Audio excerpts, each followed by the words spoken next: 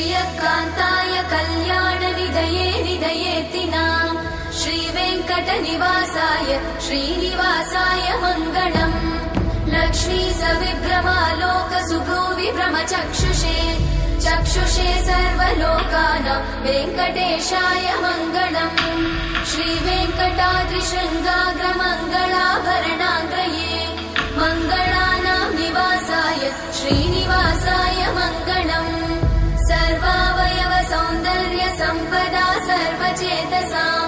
सदा सम्मोहनायास्तु वेङ्कटेशाय मङ्गलम्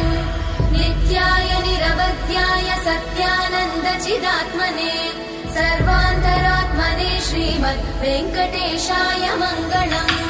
स्वतः सर्वविदे सर्वशक्तये सर्वशेषिने सुलभाय सुशीलाय वेङ्कटेशाय मङ्गलम्।